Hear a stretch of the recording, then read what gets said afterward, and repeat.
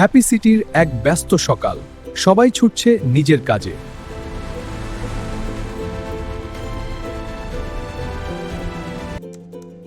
আজ অনেক কাজ, সময় নেই একদম।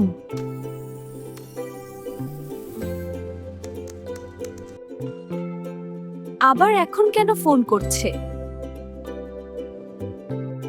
বাবা, আমি শুধু মা এখন না, পরে কথা বলবো।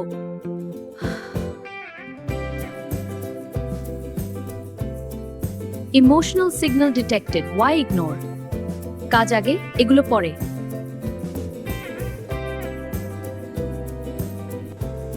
দিন যায়, কিন্তু আনভি আর ফোন করে না।